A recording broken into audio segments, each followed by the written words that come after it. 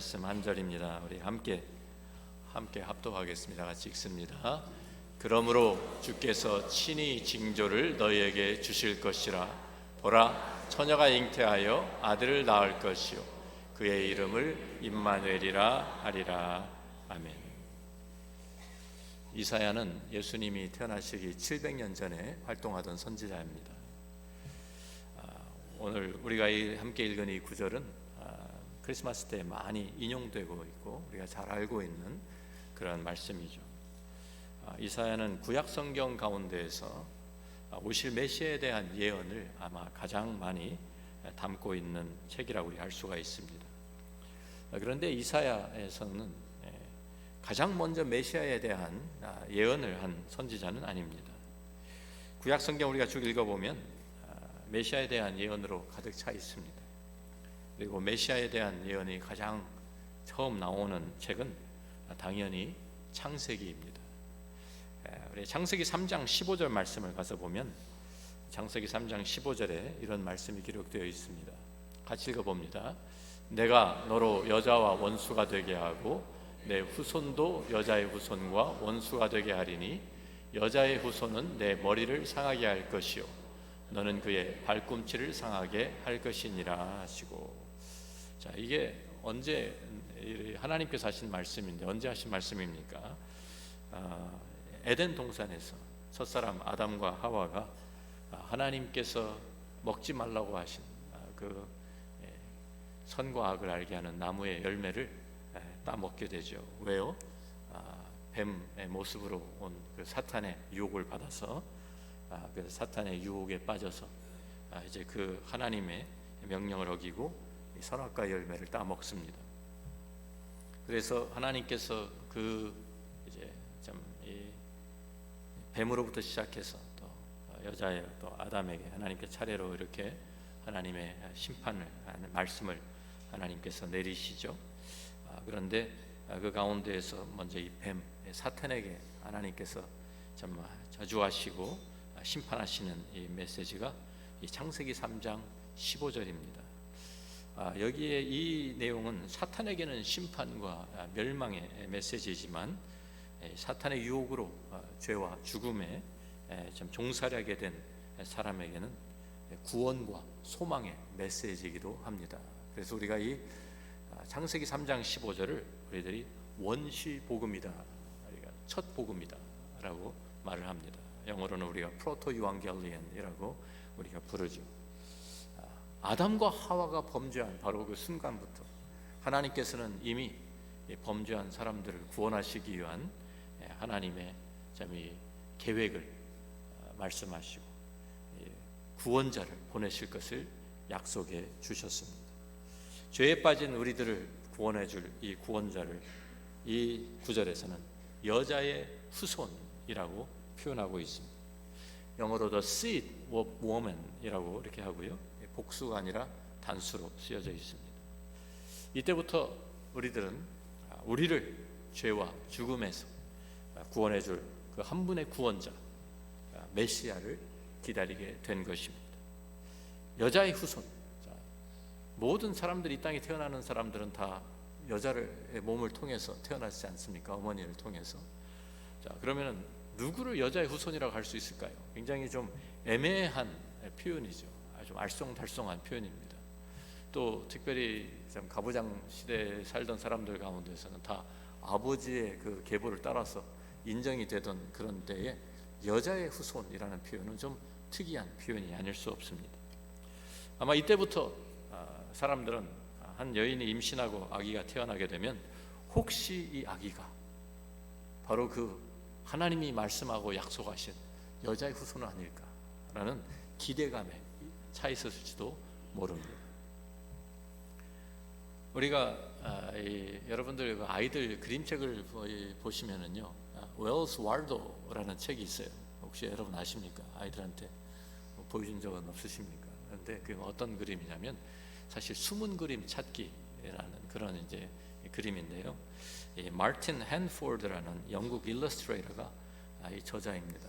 이 사람이 수많은 그림을 그렸는데 그 주제가 다 똑같아요. 뭐냐면 왈도, 영국에서는 왈리라고 알려져 있는데 이 왈도를 찾아내는 거예요. 왈도가 굉장히 아주 독특한 차림을 하고 있습니다. 그런데 항상 산타클로스 모자와 같은 그런 이렇게 털모자, 빨간 방울이 달린 하얗고 빨간 이제 그 털모자를 쓰고 있고요. 또 그 다음에 까만테 동그란 안경을 쓰고 있고요. 그리고 빨간색, 하얀색 이렇게 줄치어 있는 그러한 스웨터를 항상 입고 있습니다. 그리고 파란색 바지, 항상 그 옷차림이 똑같습니다. 그런데 그 배경을 수많은 사람들 가운데에서 이 왈도 하나를 그려놓는 거예요. 수많은 사람을 그려놓은 가치. 그러니까 예를 들면 해변에서 수많은 사람들이 거기에 수영복 입고 수영하고 있는데, 여기에 이제 그 해변가에 있는데, 그 가운데에 이 왈도를 이 털모자 쓰고 스웨터 입고 아주 독특한 차림의 이 왈도를 하나 숨겨놓는 것입니다. 그것을 찾아내는 것이 이제 그 재미죠. 아니면 축구 경기장에 수많은 사람들이 모여가지고 축구 경기를 보면서 응원하고 있는데, 그 가운데 왈도 하나를 이렇게 딱 그려놓은 거예요.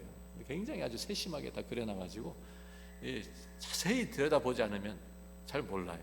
또 색깔도 아주 화려하고, 그래서 참 어떤 때는요, 찾는데 굉장히 쉽게 찾을 것 같죠. 굉장히 독특한 차림의 그런 모습이 항상 하고 나오니까, 털모자 쓰고 스웨터 입고 그런 이제 모습이니까. 그런데 굉장히 사실은 찾기가 어렵습니다. 그래서 돋보기 같은 걸 들고 찾아야 할 정도로 그런 이제 그림들도 있습니다. 그런데 그 왈도를 찾아내는 그런 이제 그와 같이 구약 성경의 메시지는요, 어떻게 보면 이 왈도를 찾는 것처럼 여자의 후손이 누구인가, 이게 초점이에요. 창세기 3장부터 시작해가지고 그때부터 계속 성경이 이어가는 것이 여자의 후손이 누구지? 누가 여자의 후손이지? 누가 우리를 구원할 구원자이지? 그 구원자를 기다리며, 그 메시아를 기다리며 찾는 메시지가 구약 성경의 메시지입니다.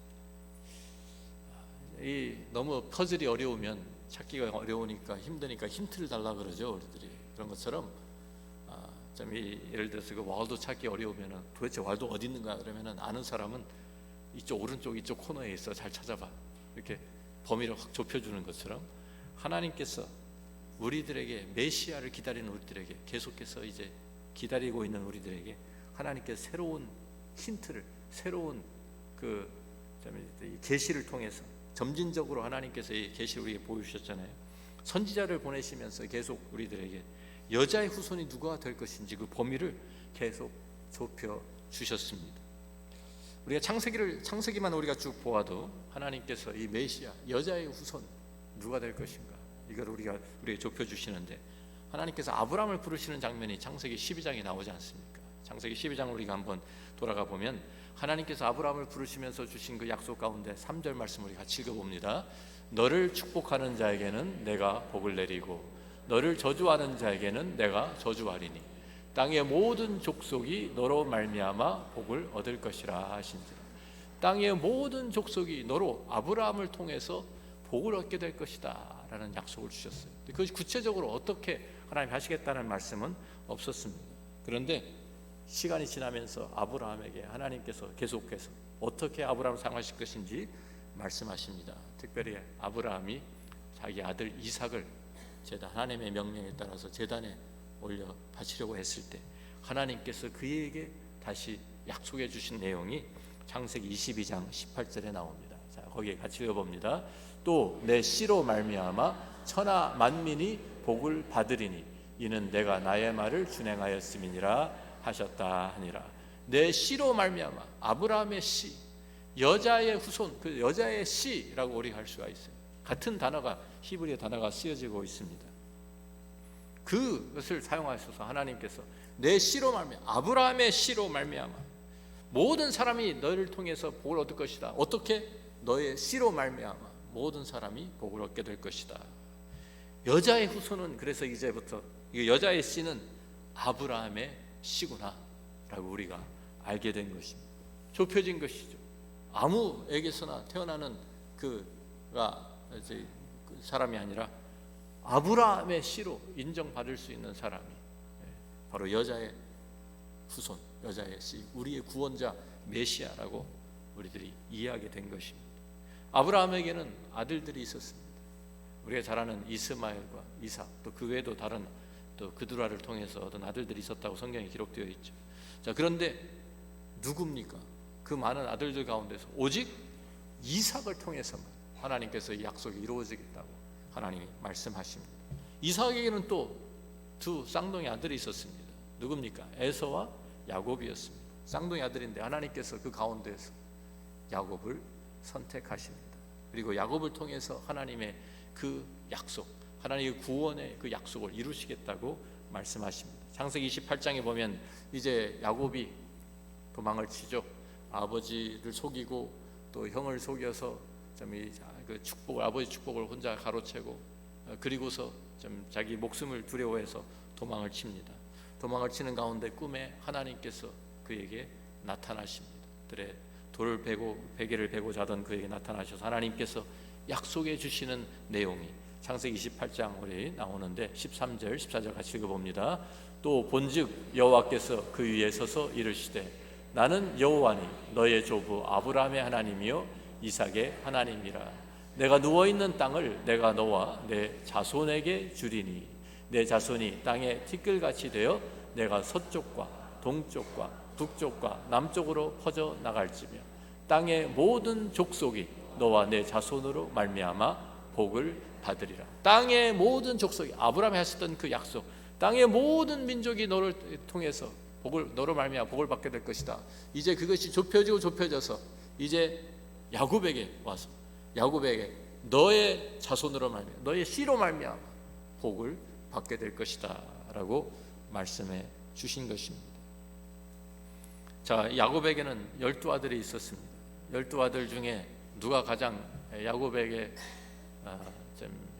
아주 귀한 아들이었죠? 요셉입니다. 요셉은 채색 옷도 지어 입히고 아주 특별 대우를 해주었습니다. 가장 사랑한 아들이었습니다. 우리가 보면은 또 창세기를 읽어보면 요셉이 가장 활약을 많이 하잖아요. 그러니까 누가 보아도 분명히 12아들 중에서 요셉이 아닐까라고 생각하기 쉬운데, 그런데 하나님께서는 엉뚱하게도 요셉이 아니라 누굽니까? 유다를 통해서 하나님께서 이 약속을 이어가시겠다고 말씀하십니다. 자, 그래서 우리 창세기 49장에 이제 야곱이 죽으면서 12아들들에게 차례로 이제 축복하는 그 내용들이 나오는데, 그 중에 유다를 향해서 축복한 내용이 49장 10절 말씀입니다. 같이 읽어보면 규가 유다를 떠나지 아니하며 통치자의 지팡이가 그 발 사이에서 떠나지 아니하기를 실로가 오시기까지 이르리니 그에게 모든 백성이 복종하리로다. 그래서 규가 유다를 떠나지 아니하며 통치자의 지팡이, 규라는 것은 왕이 가지고 있는 그 호를 이야기하는 것이고요. 그리고 그 또 통치자의 지팡이가 참 유다를 떠나지 않을 것이다. 왜? 실로가 오시기까지라는 말씀은, 실로는 메시아의 또 다른 이름입니다. 메시아가 바로 유다를 통해서 하나님께서 보내실 것을 말씀하고 계시는 것이죠. 그래서 그때부터는 또 우리가 많은 지파가 있지만 12지파 중에 유다 지파를 통해서 메시아가 오시겠구나라고 우리가 또다시 좁혀진 것입니다. 시간이 흘러서 참 출애굽을 하고 뭐 이제 하면서 이스라엘의 왕국이 세워집니다. 첫 왕이 누굽니까? 사울이죠. 사울. 사울은 어느 지파입니까? 베냐민 지파입니다. 그러니까 그 사울이 그런데 하나님의 명령을 어기고 그러다가 폐위가 되죠. 그러면서 하나님의 약속같이 다시 이제 유다 지파에 하나님께서 그 왕권을 허락하시는데, 사무엘을 통해서 새로운 왕을 세우실 때 그 많은 유다 지파 가운데서 누구? 이새의 아들 중에서도 많은 아들들이 있었는데 막내 아들 다윗에게 하나님께서 기름을 부으라고 하십니다. 집에서도 인정받지 못하던 그런 다윗이었는데 하나님께서 사무엘 선지자를 통해서 내 마음에 합한 자라고 말씀하시면서 그를 불러서 하나님의 기름 부은 왕으로 세우십니다. 그리고 이제 세월이 흘러서 이 다윗이 아주 이제 강력한 이제 왕으로 이제 세워지게 되었을 때 하나님께서 그에게 말씀하시는 약속이 또 나오죠. 먼저 다윗이 나단 선지자에게 하나님 앞에 하나님 앞에 자기 소원을 이야기합니다. 하나님을 위해서 내가 성전을 건축하기를 원합니다. 그래서 하나님의 집을 내가 건축하기를 원합니다. 그랬을 때 하나님께서 나단 선지자를 통해서 답변하시는 내용입니다. 사무엘하 7장 11절부터 13절인데요. 같이 한번 읽어봅니다. 전에 내가 사사에게 명령하여 내 백성 이스라엘을 다스리던 때와 같지 아니하게 하고 너를 모든 원수에게서 벗어나 편히 쉬게 하리라. 여호와가 또 내게 이르노니 여호와가 너를 위하여 집을 짓고 내 수완이 차서 내 조상들과 함께 누울 때 내가 내 몸에서 날 내 씨를 내 뒤에 세워 그의 나라를 견고하게 하리라. 그는 내 이름을 위하여 집을 건축할 것이요 나는 그의 나라 왕위를 영원히 견고하게 하리라 말씀하시죠. 자, 이 내용을 자세히 보시면 하나님 앞에 다윗이 내가 하나님의 집을 건축하면 좋겠습니다. 그래서 하나님께서 아니다, 내가 너를 위해서 집을 세워줄 것이다 라고 가문을 일으켜 주시겠다는 것이죠. 다윗의 왕조를 세워주시겠다는 것이죠. 그 다윗의 왕조는 영원한 왕조가 될 것이다 말씀해서 여기에 우리가 특별히 너의 씨라는 말을 쓰셨어요. 역시 한 사람, 다윗 왕조 가운데서도 한 왕이 태어날 것입니다. 그 왕을 통해서 하나님이 그 왕이 메시아 곧 구원자가 될 것이라고 약속하신 거예요. 자, 우리가 이래서 우리들이 이제는 여태까지 우리가 그 내용, 구약 성경의 그 내용이 쭉 보면 여자의 씨, 아브라함의 씨가 돼. 아브라함의 씨가 이삭의 씨, 이삭이 다윗의 씨가, 그 가운데서 유다의 씨, 다윗의 씨가 된 것입니다. 이 소망이 선지자를 통해서 계속 이어집니다. 계속 이어져요. 그들이 포로 생활로 잡혀가도 나라가 망해도 다윗 왕조가 망했지만 하나님께서 약속하신 말씀은 변치 않고 이루어질 것이다. 그 소망을 붙들고 계속 그들은 기다리고 또 기다린 것입니다. 오늘 우리가 읽은 이사야의 말씀도 바로 이 소망 가운데 이어지는 하나님께서 또다시 그들에게 소망을 주시는 내용입니다. 그러므로 주께서 친히 징조를 너에게 주실 것이라 다윗 왕조에게 하시는 말씀이에요. 보라, 처녀가 잉태하여 아들을 낳을 것이요 그의 이름을 임마누엘이라 하리라. 그리고 이 약속은 하나님께서 예수 그리스도를 2000년 전에 이 땅에 보내시면서 성취되었습니다. 우리가 잘 아는 마태복음 1장 1절 말씀이 있죠. 우리 같이 읽어봅니다. 아브라함과 다윗의 자손 예수 그리스도의 계보. 신약 성경 시작 이렇게 시작하는 거예요. 아브라함의 씨 다윗 자손이 아브라함의 씨 다윗의 씨인 예수 그리스도의 계보. 구약 성경 창세기 3장 10부터 시작된 그 모든 그 우리가 기다리고 우리들이 갈망했던 바로 그 메시아가 그 구원자가 드디어 오셨는데 그분이 바로 다윗의 씨 아브라함의 씨인 예수 그리스도다라고 소개하고 있는 것입니다. 이 이사야 특별히 7장 14절에 있는 말씀처럼 처녀가 잉태하여 아들을 낳을 것이요 창세기 3장 15절의 말씀과 연결되는 말씀입니다. 여자의 씨와 처녀가 잉태하여 아들을 낳는 하나님의 특별한 방법으로 하나님께서 그 예언의 말씀을 이루시는 거죠. 그래서 오늘 우리들이 마태복음 우리 참 잘 아는 우리 18절부터 23절 말씀을 우리 찾아보면은요, 그 창세기에 또 이사야에서 하시는 그 말씀을 우리에게 이렇게 어떻게 그 성취되는지 우리에게 이렇게 성탄절의 메시지를 우리에게 주고 있습니다. 예수 그리스도의 나심은 이러하니라. 그의 어머니 마리아가 요셉과 약혼하고 동거하기 전에 성령으로 잉태된 것이 나타났더니 그의 남편 요셉은 의로운 사람이라 그를 드러내지 아니하고 가만히 끊고자 하여 이 일을 생각할 때에 주의 사자가 현명하여 이르되 다윗의 자손 요셉아 내 아내 마리아 데려오기를 무서워하지 말라. 그에게 잉태된 자는 성령으로 된 것이라. 아들을 낳으리니 이름을 예수라 하라. 이는 그가 자기 백성을 그들의 죄에서 구원할 자이심이라 하니라.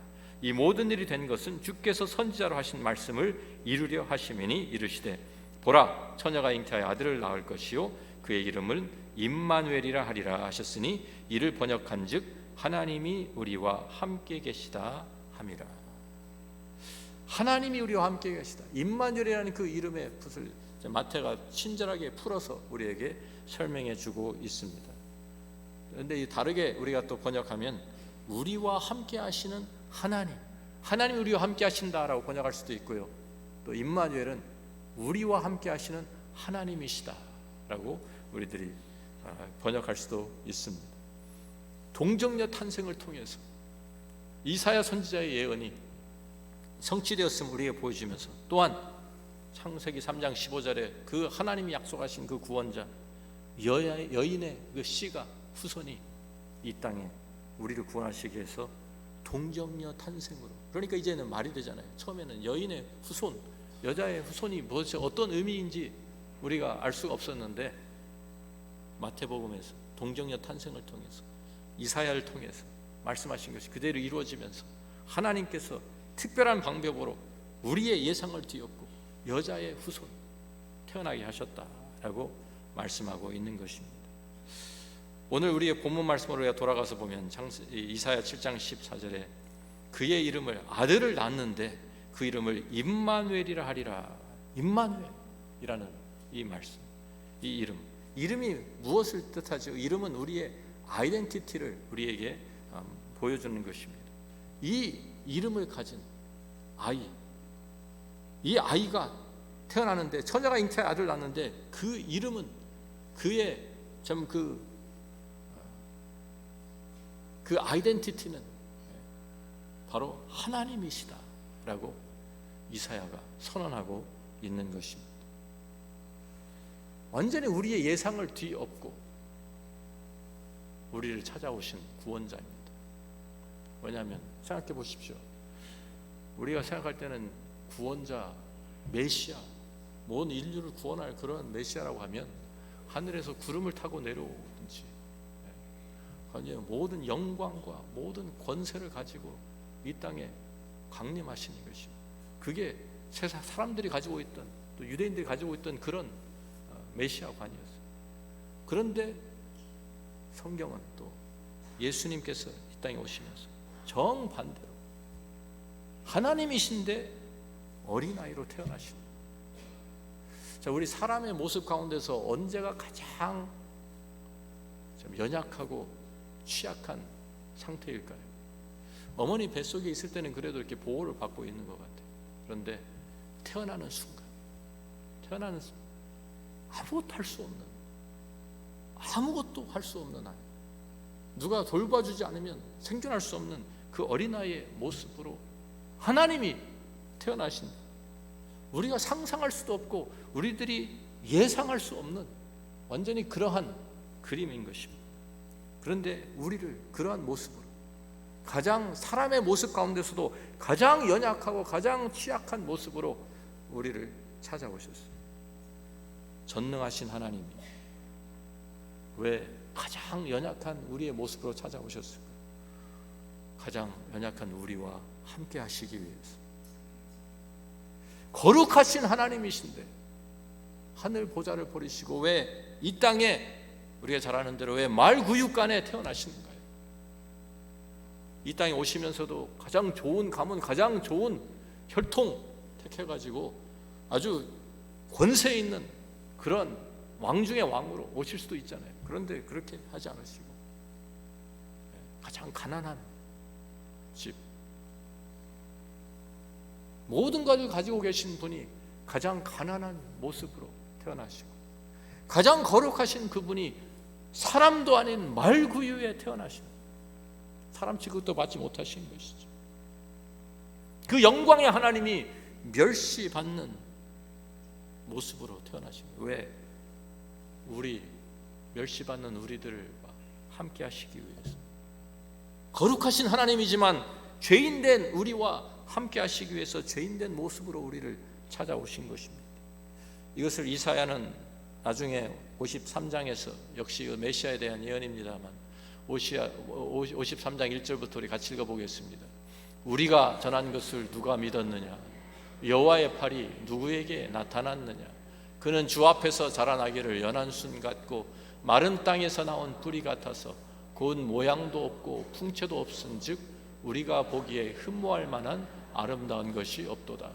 그는 멸시를 받아 사람들에게 버림받았으며 간고를 많이 겪었으며 질고를 아는 자라. 마치 사람들이 그에게서 얼굴을 가리는 것 같이 멸시를 당하였고 우리도 그를 귀히 여기지 아니하였도다. 가장 버림받은 모습으로, 멸시받는 모습으로, 죄인된 모습으로 우리를 찾아오셔서 우리를 대신해서 그 죄를 짊어지신 것입니다. 우리와 함께 하시기 위해서죠. 바로 이것이 임마누엘의 메시지입니다. 우리의 어떠한 영광스러운 그 자리에 하나님께서 오신 것이 아니라 우리의 가장 낮고 천하고 비천하고 죄악된 그 모습 가운데, 우리의 멸시받는 가운데 주님께서 우리를 찾아오신 거예요. 우리의 고통과 아픔과 슬픔 가운데 넘어져 있는 상태에서 그러한 우리들을 위해서 찾아오신 것입니다. 저는 이 생각할 때 이런 것과 같은 것 같아요. 저는 물가에 가까이 가지를 않습니다. 여러분 잘 아시는 대로 제가 수영을 못해요.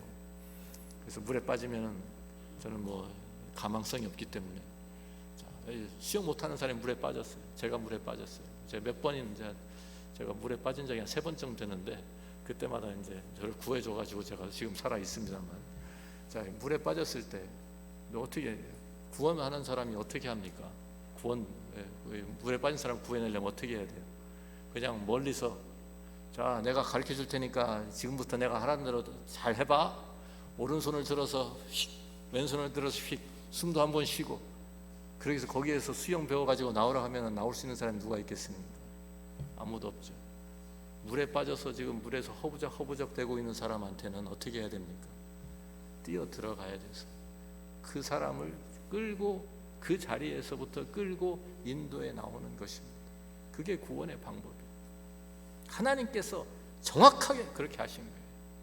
우리의 있는 그 상태, 우리의 있는 그 처지, 우리의 그 위치까지 주님께서 내려오셔서 거기에 같이 떨어지셔가지고 거기에서부터 우리를 끌고 가시는 거예요. 구원 길로 천국까지 인도하시는 거예요. 영광의 자리로, 비천한 우리들을 영광의 자리로 다시 올려주시기 위해서, 죄악된 우리들을 거룩한 모습으로 회복시키시기 위해서, 연약한 우리들을 강한 왕의 모습으로 우리들을 하시기 위해서 우리가 있는 자리까지 내려오는 것이 바로 성탄의 메시지입니다. 여러분들 지금 어떤 상황에 있습니까? 이사야 43장에 보시면 이사야 43장에 우리 이런 말씀을 해주십니다. 같이 읽어봅니다. 야곱아, 너를 창조하신 여호와께서 지금 말씀하시느니라. 이스라엘아, 너를 지으신 이가 말씀하시느니라. 너는 두려워하지 말라. 내가 너를 구속하였고 내가 너를 지명하여 불렀나니 너는 내 것이라. 내가 물 가운데로 지날 때에 내가 너와 함께 할 것이라. 강을 건널 때에 물이 너를 침몰하지 못할 것이며 내가 불 가운데로 지날 때에 타지도 아니할 것이요 불꽃이 너를 사르지도 못하리니 대저 나는 여호와 내 하나님이요 이스라엘의 거룩한 이요 내 구원자임이라. 내가 애굽을 너의 속량물로 구스와 스바를 너를 대신하여 주었노라. 핵심 메시지가 무엇입니까? 우리가 불 가운데, 물 가운데 있는데 그 가운데 내가 너와 함께 할 것이다. 나는 너의 구원자다. 구원자가 하는 일이 바로 그거예요. 우리의 그 고난 속에 함께 들어오셔서 동참하시면서 우리에 있는 그 불 가운데에서 우리를 건져내시고 우리가 빠져있는 그 물 가운데서 우리를 건져내시는 바로 그 모습, 예수님이 바로 그렇게 하신 것입니다. 죄악 가운데 있는 우리들을 위해서 그 가운데 죄악된 우리들의 모습과 똑같이 찾아오셔서 우리를 대신해서 십자가를 지시고 모든 죄악을 담당하시고 피를 흘려 죽으시며 3일 만에 부활하셔서 우리를 구원하시고 우리를 끌고 이제 하나님 앞으로 우리를 인도해 가시는 것입니다. 바로 그것이 임마누엘 메시지입니다. 마태복음 28장, 우리 마태복음 1장에 마태는 우리에게 바로 이 예수 그리스도가 아브라함의 씨, 다윗의 씨, 그 메시아 바로 그분이다 소개하면서 그분이 임마누엘이라고 우리에게 약속했죠. 마태복음 마지막 장 28장에 우리가 마지막을 보면 이렇게 우리에게 말씀하고 있습니다. 같이 읽어봅니다. 예수께서 나와 말씀하여 이르시되 하늘과 땅의 모든 권세를 내게 주셨으니 그러므로 너희는 가서 모든 민족을 제자로 삼아 아버지와 아들과 성령의 이름으로 세례를 베풀고 내가 너에게 분부한 모든 것을 가르쳐 지키게 하라. 볼지어다 내가 세상 끝날까지 너희와 항상 함께 있으리라 하시니 내가 세상 끝날까지 너희와 항상 함께 있으리라. 임마누엘, 언제나 우리와 함께 하시는 주님. 여러분들이 지금 어떠한 고통과 아픔 가운데 또 슬픔 가운데 있다 할지라도 이번 성탄절에 임마누엘 되신 주님이, 우리와 함께 하시는 주님이 우리 가운데 거하시기 때문에, 내 안에 거하시기 때문에 그 주님과 함께 새롭게 일어나신, 구원자 되시는 주님과 함께 새롭게 일어나시는 여러분이 되기를 주의 이름으로 축원합니다.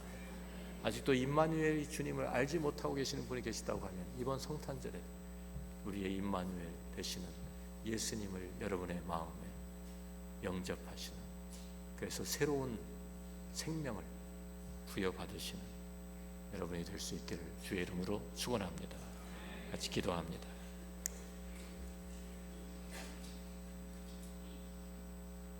좋으신 아버지 하나님, 감사합니다.